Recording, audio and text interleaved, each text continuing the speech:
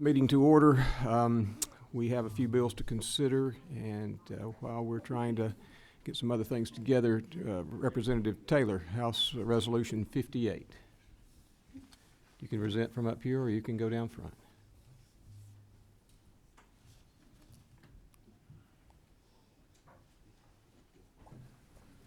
Thank you, Mr. Chairman. Feels like I just did this. I believe you did.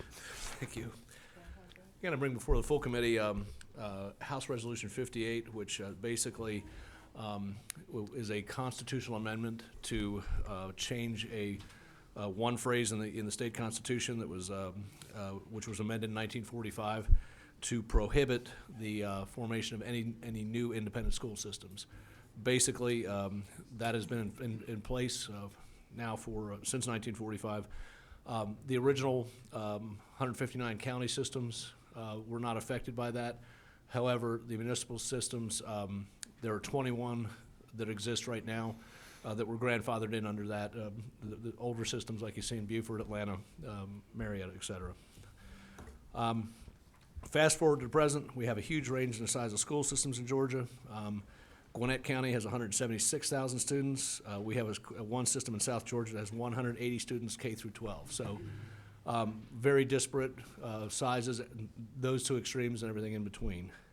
What I'm looking to introduce in the mix, keep in mind with the disparate sizes of some of the huge urban systems and very small rural systems, and in a very limited way, something that many members of this committee, I shouldn't say this committee, the Education Committee heard during a listening tour with Chairman Coleman, that local systems wanted was flexibility to be able to manage their own systems. What I'm seeking to accomplish here is, particularly in the metro area and areas of large explosive growth and a large number of municipal corporations, and to be frank, some serious malfeasance issues that have appeared internationally and nationally in the press. Second issue with this is, like it or not, the metro area contains more than half the population of the state, and I don't think when this bill was the Constitution Amendment was passed in 45, we were largely agrarian, and I don't think they foresaw systems with almost 200,000 people in them that become cumbersome to manage. The other things that has happened in some of the major systems, like the cheating scandals, conviction and imprisonment of numerous school officials, and up to and including the unprecedented removal of a school board by the governor in 2013, it affects the entire economy of the state. If you think the Atlanta thing didn't hurt you, that was all over the world. The day that was announced, it was ready to retreat up at Lake Lanier, and the governor came in that day and said, we just lost 3 major economic development projects that day. And people said, well, that's Atlanta. One of them was in Pooler that we lost. Atlanta is Georgia. End of the day, it affects it all. ARC has projected huge growth in the next 25 years in North Metro. And if we don't build flexibility into local entities to account for this growth, we risk the future of the state. Local control, at the end of the day, and the 45 Amendment did something that many of us would find abhorrent today. It removed the freedom of local governments to use their locally generated tax dollars for education and forcibly ceded that to a county government that may or may not have been attentive to the needs of that municipality. Conversely, it allows for consolidation by choice if existing systems felt to be right-sizing by combining. This is a real inequity, and we have an opportunity to remedy something that fundamentally stripped away local control, but allows us to deal proactively with issues that are now coming to us as the state grows. Well, where is the sense of issue? As a state, we spend half our budget on education. This would be a 3-part process. This is the constitutional amendment. It requires supermajorities in both bodies here, a statewide referendum in 18. That would not create any schools. It would not create any system. It doesn't mandate anything like that. The next step would be the enabling legislation, which would be the nuts and bolts on how you would actually do this. Because at the end of the day, this is not just about education policy, but it would deal with the transfer of assets, bonds, and how the nuts and bolts of those things would take place should somebody decide to move forward. The third portion would be an individual school system asking to form, very analogous to the formation of cities, where they'd have to do a study, feasibility study, present a legislation to do that. And I don't, since we haven't done this, I would imagine in the 2-year thing like a city, because this is actually a lot of the tax dollars for school systems are much more significant than cities. and then go through a referendum at the end of the day there. But those two are all ongoing. All I'm seeking right now would be the constitutional amendment to allow this, to open the door to allow this to start to happen. And with that, Mr. Chairman, I'm glad to take any questions. Thank you. Members of the committee, you've heard the presentation. Do we have any questions of the author? I see none. I will entertain a motion. We have a motion and second. All in favor say aye. Aye. Any opposed? No. Believe the ayes have it. So, thank you very much. Mr. Chairman, I'll turn it back over to you.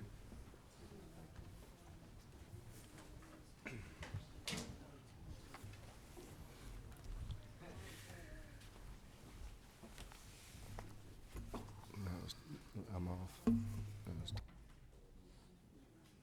It's on its way.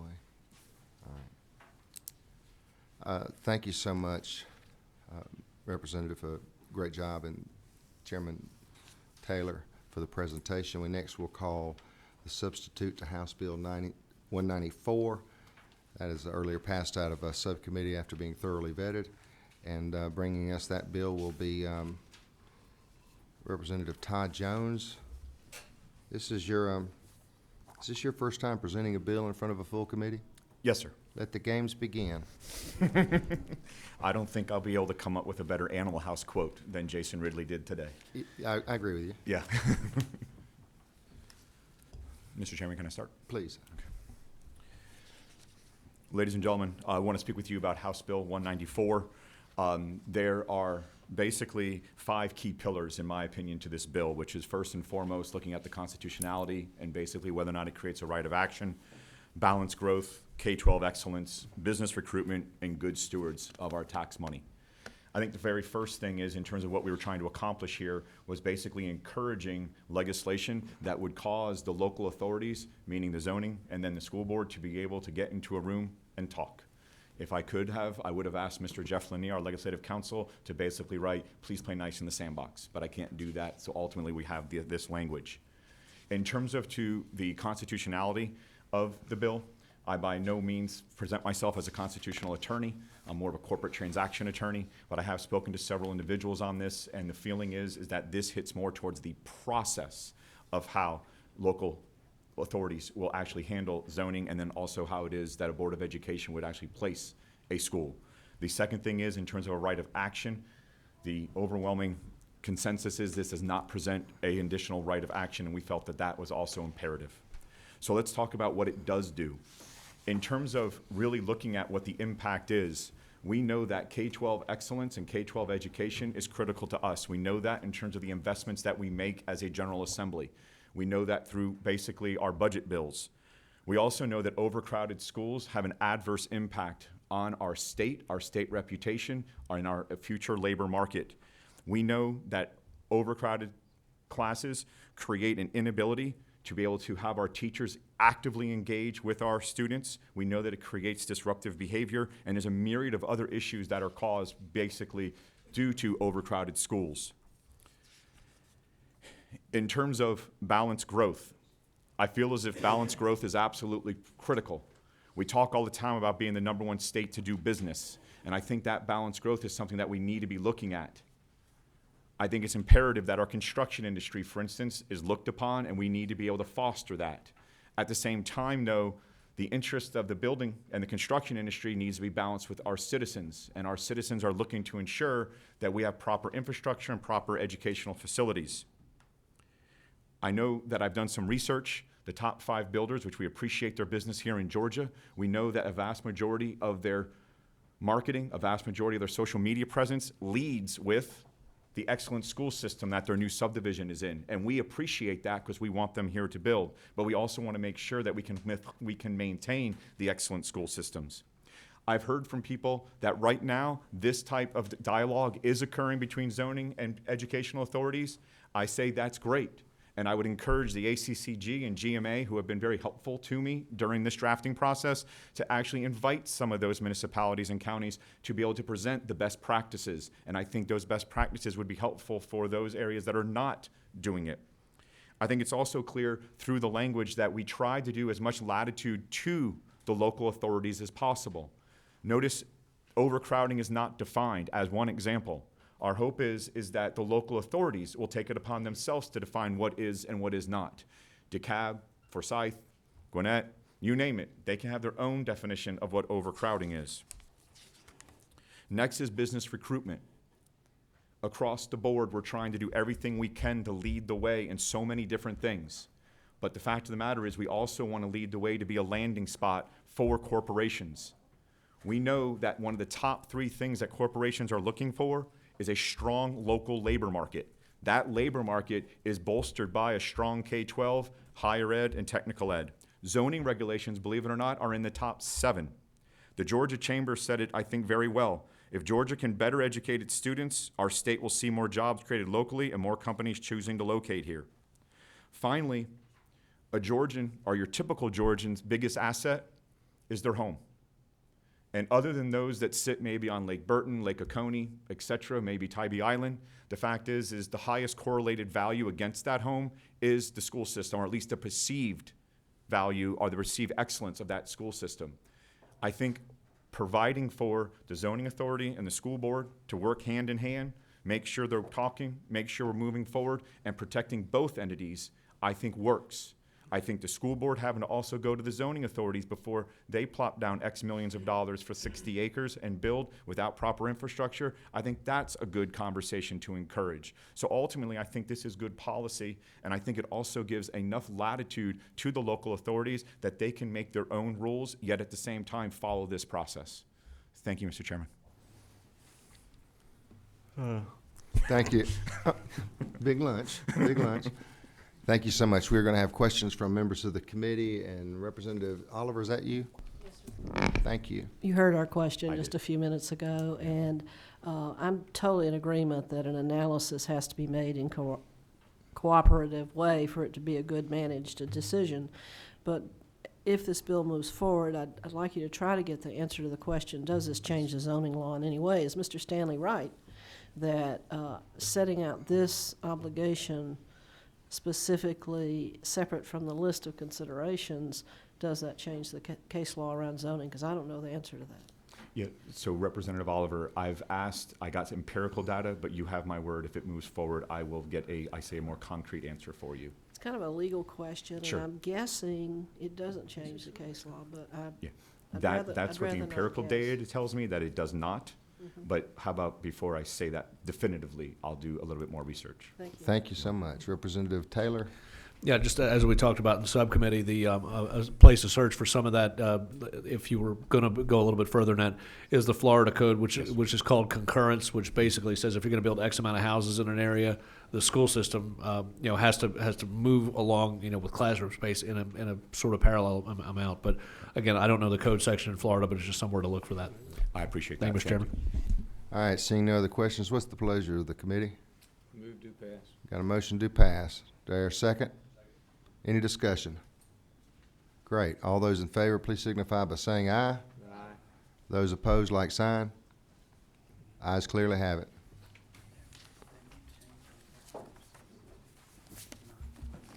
Next and finally, maybe on the agenda, is Chairman Welch with the HB 362. I'm assuming we're looking at LC 288389S. That is correct, Mr. Chairman. Chairman Welch, welcome back. Thank you, sir. Good afternoon. It's a pleasure to be before this committee again. The bill before you, you have seen it last year and passed it out last year. However, I've gone back and revised the bill slightly to accommodate some issues that were raised on the floor of the House. And the bill simply does this. It resets the term of office for your local city, county, and then consolidated government city councils to begin within 2 weeks after the election in November. So right now, currently, not every jurisdiction, but most jurisdictions operate from a January 1st date to a January 1st date. That's the term of office for a 4-year term.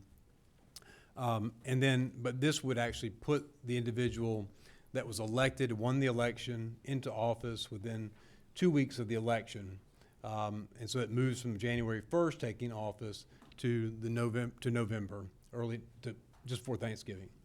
The way that does that is through the sections of the bill that are subsections B, C, and D. So B, C, and D are each one pertaining to, the first one is B, that pertains to cities. C pertains to counties, and then D pertains to consolidated governments. So whatever the penultimate election would be, if it's a consolidated government, that election would be earlier. It could be earlier. Some of the consolidated governments are elected during a nonpartisan election, so that would be earlier. But that's what those three paragraphs do, is reset the term of office. When does it begin?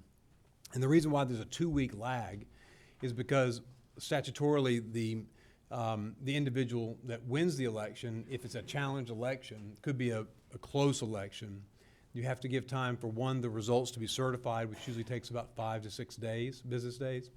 And then number two, you have to allow for an appeal period. So that pushes us off into the 2 weeks, about 2 weeks after.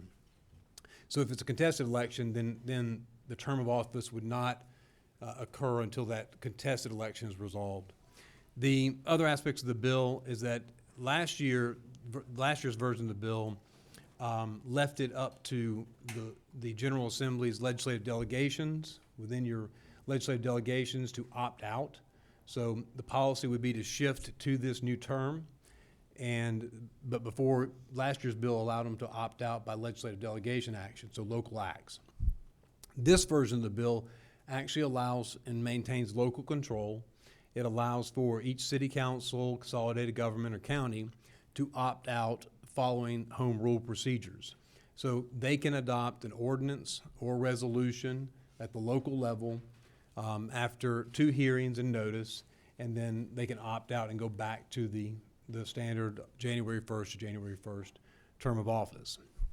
That's the setup in the bill. And the point of this is really to address 2 things. One, it's a policy question for the committee and the House.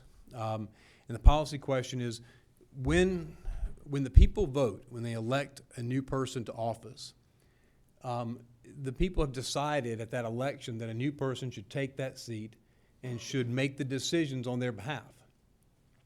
We don't put that new person in office for almost 2 months thereafter. In other words, that person cannot make any decisions on behalf of the very people that elected him or her for a period of two months. That leaves an individual in office, and oftentimes it's multiple individuals, because in city and county elections and consolidated elections as well, you usually have multiple seats open at a time. So that leaves that office open, leaves those people that were beaten in the election holding the seat and able to make decisions that would be binding on the next council and those elected officials that are coming in. This would eliminate almost all of that time frame and allow the people's person to go into office shortly after the election. And if you think about it, in what private sector or what business do we allow individuals that we have essentially terminated to hold on to the checkbook, the keys, the passwords, the email, the letterhead? In what private sector segment do we allow that individual to hold on to all those items for up to 2 months after they've been terminated? And I don't think that's a good government process to allow that to continue. So that's in part for the bill. The other part is just to obviate the need or the concern that has occurred both back in my district, but it has occurred across the state in other scenarios where you've had individuals that have been beaten in an election and collaboratively with their city councils and their boards of commissioners have entered into contracts that extend the severance packages for individuals that have been employed, or have voted in pensions at the end, have undertaken zoning decisions that then bind the next council in terms of what those zoning decisions are and the impacts those decisions have, or even divest the city of property or money in large percentages within that lame duck period. And so that's the sum of the bill and the policy behind it. Thank you, Representative Oliver. I don't remember how I voted last year. but You were with us all the way. I'm sure I don't know. Can remember less and less. But two questions, if I may, Mr. Chairman. Lines 29 and 30, this language that's repeated 3 times. Yes, sir. It's not 2 weeks. It's the next meeting of the governing, which shall be not later than 2 weeks. So it could be a day. The election's on Tuesday and the meeting's on Wednesday. It could be a day. Well, it's fine. It says shall be the Monday following such person's election, which is at least 5 days following certification. So you have a 5-day certification period. And then you also, and then it could be, and then if it's contested, then it would be a little bit longer. If it's not contested, then you're right. It could be the following Monday if those election results are certified. So if you're elected on the Tuesday in November, and the election results are certified on that Friday, then you could be sworn in that following Monday. So it could be a little bit sooner. Yes, Could ma'am. be less than 2 weeks. Yes, ma'am. And I remember a lot of elections that aren't certified within 4 or 5 days. So that They usually take a little bit longer. So that's why I said in it's DeKalb likely. County, they always take longer. Usually, Yeah. usually and I've taught and I've presented this bill to the Secretary of State's office so that David Dove could review this and they could also support it. So we've made some tweaks and adjustments from last year's bill just to accommodate and make sure those things are correct, and that's been done. But you're right. So let's just say that the election's on Tuesday and your certification of that election didn't occur to the following Monday, then the person would not be sworn in until the subsequent Monday. So for a city of Atlanta, for instance, the mayor's elected on Tuesday. That's a fairly large billion-dollar entity to have no transition for 4 or 5 days. There'll be no transition for the mayor. You mean you're saying that you would want transition? Well, if you had 5 days transition, that's not a lot. I mean, there's a benefit to some thoughtful transition about staffing. But I didn't quite follow. You can opt out of this by local ordinance and not requiring local legislation in the That's General correct. Assembly. That's correct. And That's that a was And it's an opt-out. That's a softer provision than what we had last year. That's what I'm remembering, Yes. trying Yes. to remember. so if for example, if the city of Atlanta wanted to go in that direction, then it certainly could. This bill permits that. But it would set the policy of the state that our preference would be that local governments install the people that are elected sooner rather than later. But any one of those local governments can opt out, and they can do it themselves, which was critical because last year the hang-up was Had to go to the General Assembly. yes, they'd have to do it by local act, and that means comes back to us. Yeah. For members of the committee, the question is, it's often been said, and you have to decide kind of for yourself, that the most dangerous elected official is the one that is leaving office. We see that regardless Like of. Nathan Deal? Pardon me? Like Nathan Deal? I mean, Or a slew, or, a load of pardons by a president, So we've seen that. The hard part is you don't want to throw out the baby with the bathwater. And so, but at the end of the day, we like to be able to make sure that we're as transparent as possible, and that this was an idea to give the governments last year, for the newer members, to give the governments an opportunity last year to perhaps do some continuing education on the local level, because what they don't want is 1 or 2 counties or 1 or 2 school boards who don't do it right to ruin it for the rest of us. And so that was the kind of the concept behind the idea. So Representative Trammell, is that you? Thank you, Mr. Chairman. A couple questions, if I might, Mr. Chairman. First question I have is for county governing authorities. In my county, they partisan elections. If you run one party primary, that's the election. So the general election it is the actual official election, but essentially after the primary, you got lame duck for like 5 months. Can you address that? Well, 2 things, and that's a really good question, because is that we cannot install someone who hasn't been duly elected, and the election isn't certified until November. Even though there's not been one. In fact, our laws still allow for write-in candidates to occur.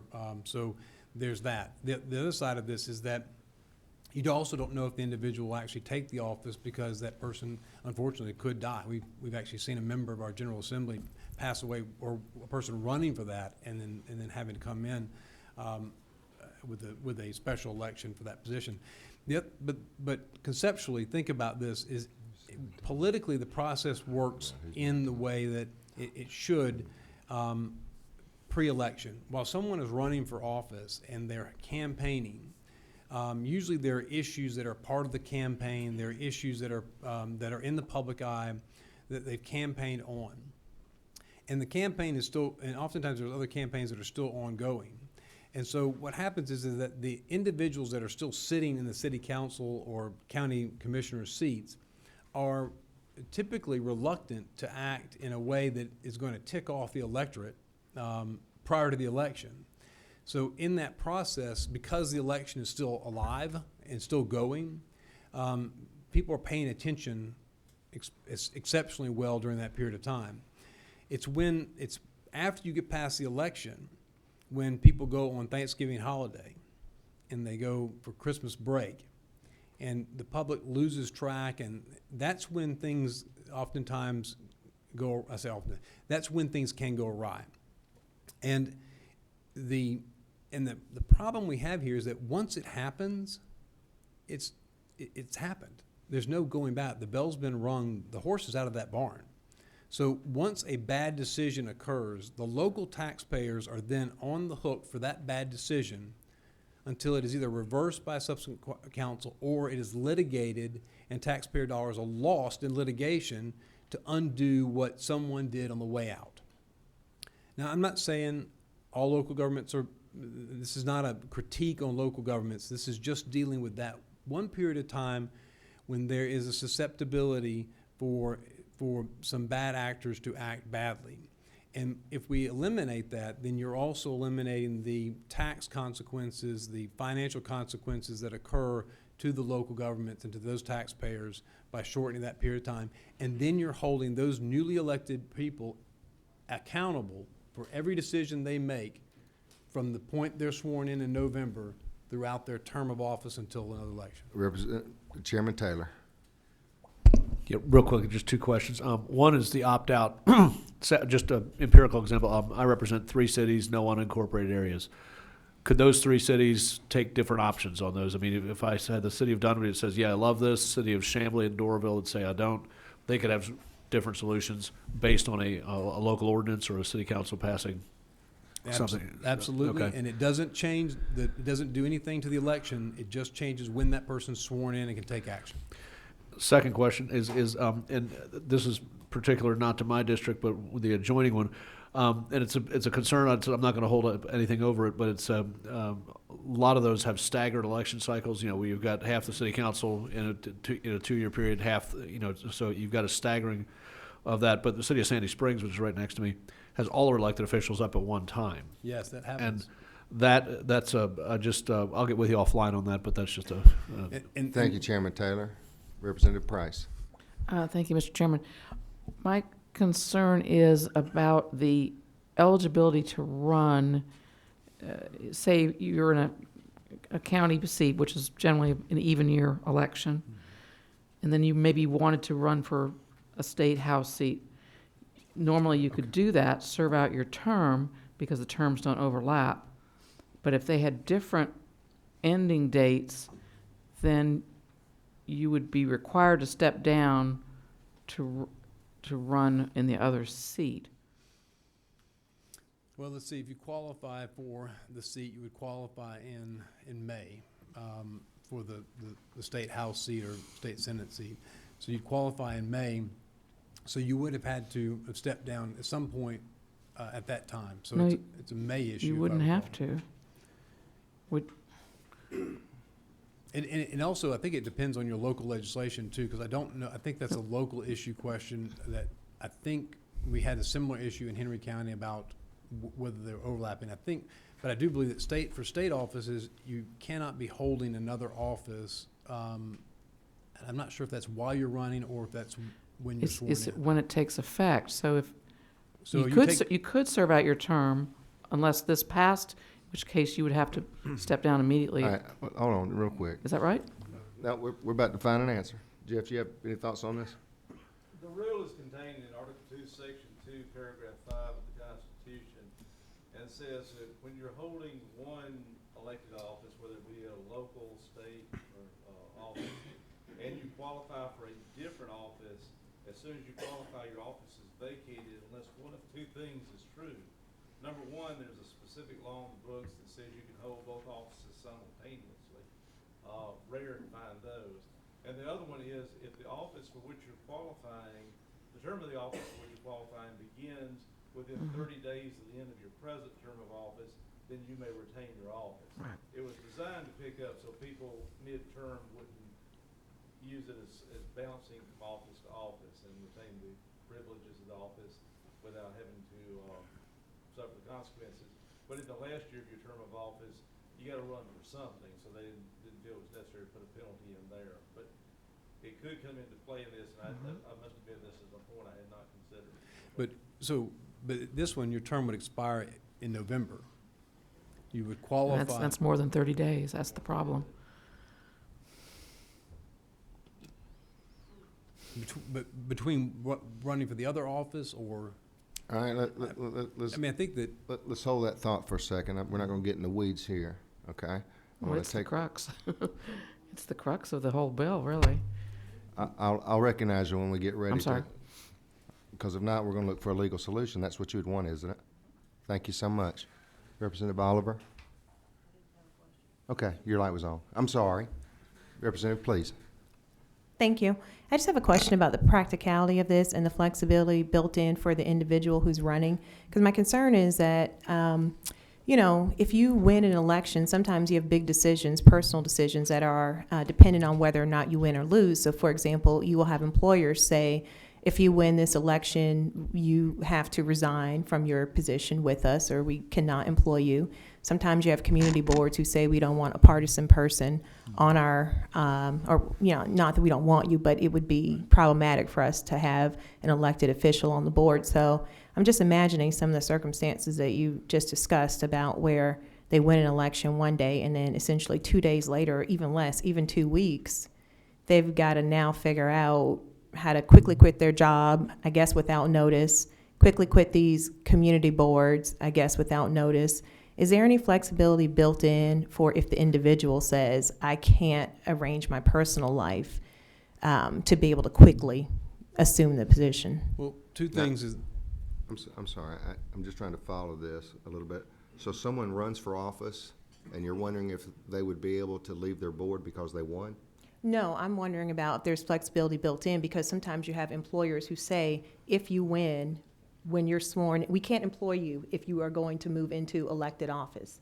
And sometimes you have boards that say, we're a 501c3 and we don't want an elected official serving on this board. It's just the practical, personal part of how your life changes And I get that. Go ahead. when you're an Yeah. elected official. There's a ma'am. part of me that assumes I got that worked out if I win or not. Yeah, That's not the I responsibility of think- anybody else but me. and that's what I would say is that, that would apply regardless of whether your term begins in the November or January. That's going to apply. What you're saying is that it may be helpful to some people running for office to have a longer period to wind down whatever operations they are. Well, yeah, it's immensely helpful because 2 months gives you time to quit your job and transfer so that you're not just leaving your employer on the spot and saying, I'm sorry, tomorrow I've got to be sworn in, and so I'm just done with this. It gives time to put things in order. Ms. Shannon, I didn't mean to interrupt you, but so what I was saying there was that I don't disagree with what you're saying in an abstract sense. But what we're talking about is we're talking about the representation of people doing the elected job as soon as that is practicable. And so people that are running for office that want to hold that power and position and make those decisions, in my mind, should be doing that as soon as possible as opposed to postponing. And if there's an inconvenience in that, then that is something that each individual would need to consider in running for that office. But that is going to exist whether it's 2 weeks or it's 2 months. But there's a big difference with 2 months. And so the point I'm making is that this sounds good if a person doesn't have a job already and if they don't have any community responsibilities. But if they do have responsibilities that they need to turn over, 2 weeks or 2 days is just not enough time. Yes. If I may, intellectually, I think it would be reasonable to say that nobody could ever agree on what the correct amount of time would be. For someone, in your practical sense, 2 weeks may be enough to get off that board. For someone else, I may need 2 months.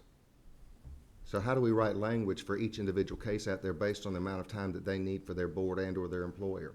I would just rather err on the side of more time, because just like you said about officials doing their public service and doing their duty to represent folks, I don't want officials coming in 2 days after they've won an election, they're sworn in, and they don't have their personal affairs in order, and their brain is not really focused on doing the job because they have personal things going on in the background. You know what I mean? Making big decisions and...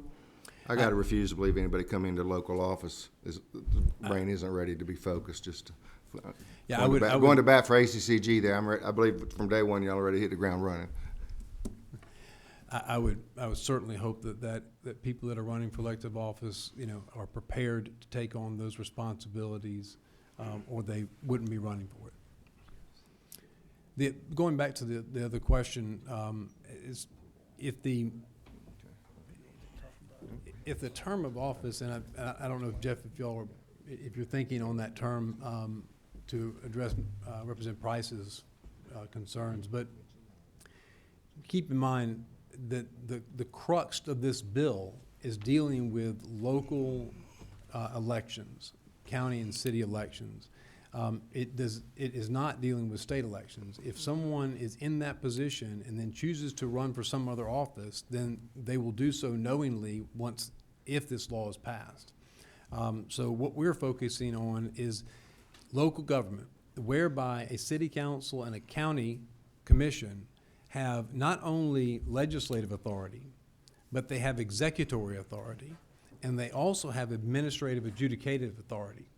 So in these positions, that local government makes almost, in fact entirely, all the decisions of that local jurisdiction.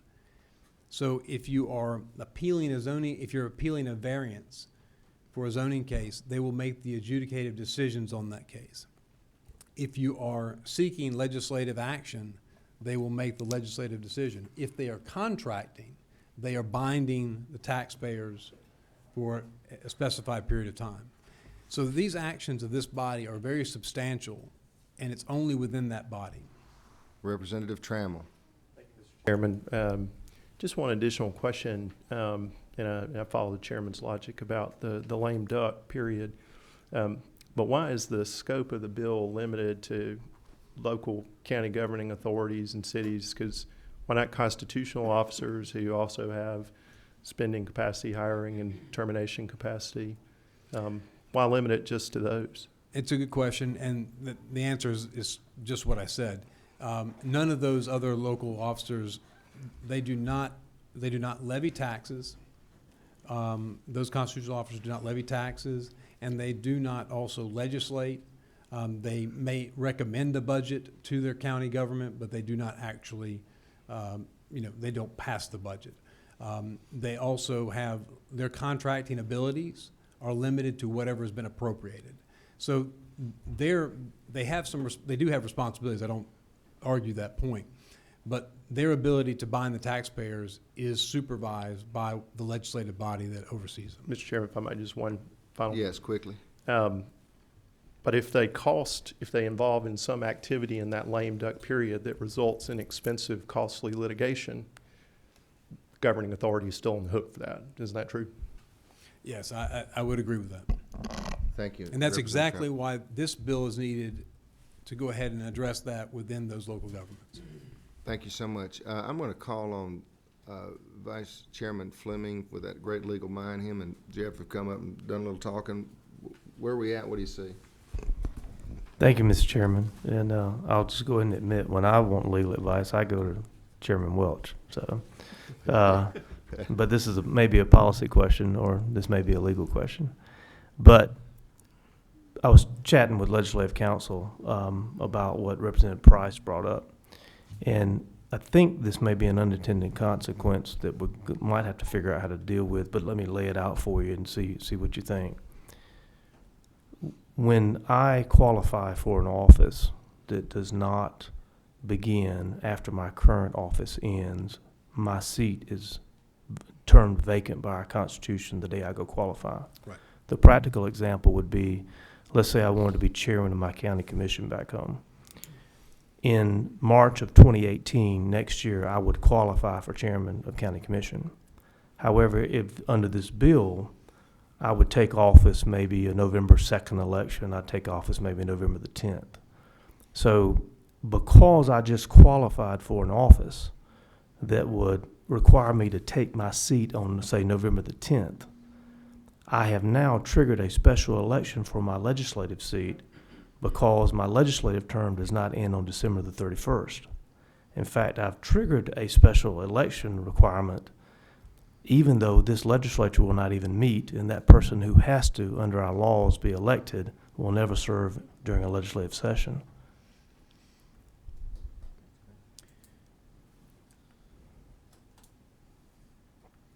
So I think I'm following what you're saying. I don't have a fix for it right now in this bill. I'm not going to pretend to have one. I think it would require. Jeff and I tried to figure out one too, and we couldn't. Yeah. Do you have a recommendation, Vice Chair?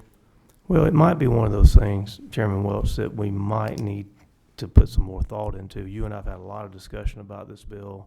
You know, I had differences of opinion with you, but even Yes. beyond those, I don't think any of us thought of that little situation. No, that hasn't come up in the course of this. So, Right. no, I don't.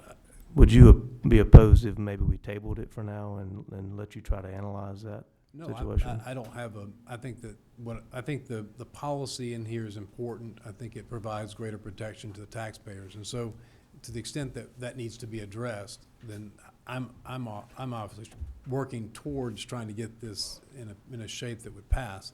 So All if right. that needs to be addressed, we can do All that. right, let's talk a little bit. Everybody's got great situations and scenarios. We can't govern by every single small, I've got to have 3 weeks to get my house in order, I need 3 months. But that said, there's a good legal question here that I think our capable attorney friends are trying to find a solution. Representative, you want to chime in here real quick? Yeah, I do. Primarily, sorry, I wasn't expecting that to come on all of a sudden. Sorry about that. The scenario that that Representative Fleming has brought up happens today when we have somebody leave office because they decide to move, or if they decide, or Lord forbid, somebody should pass away. We've had scenarios in the past where at least one member of the legislature that I've heard of got sworn into office but never actually served a legislative day and got beat in a November election. And so that happens today, and because it's such a rare, that would be such a rare exception under even this law, I would challenge the committee members to consider whether or not it would be, the value of what Chairman Welch is trying to do would outweigh what the one-off exception or outlier might be. Let me tell you what the chair would like to see with an agreement, and Sue doesn't like it. Let's just kind of get Chairman Welch and Chairman Fleming and Jeff, anybody else, on this specific issue only.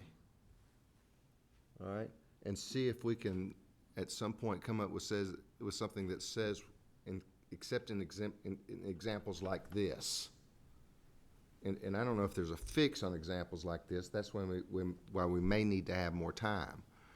But at the end of the day, I think for us to know about the problem in advance, regardless of how small or how rare, I support this. He knows it, because it's a good transparency act. We can put up all the dog and pony shows on why we don't care what they're doing with the contracts as they walk out the door, but that's not what this committee believes in, I hope.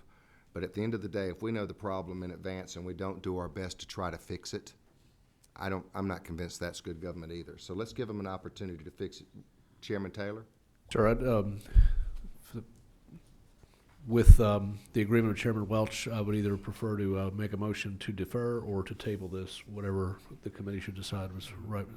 With the chairman's wishes, I think I can work on this in the next day or two and try to get a revised sub back to the committee. Well, people that know this committee know that there's been a time or two we've met in So various places throughout. We're trying to take as much as we can that looks like it's worthwhile legislation prior to crossover day, but we're not going to just rush something out for the sake of rushing it.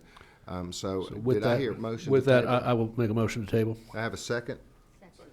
All that in favor, signify by saying aye. Aye. Any opposed? Please work on that. We know a problem. Let's do our best to close that if we can, and we'll come back and review this. Thank you, Mr. Chairman. Adjourned.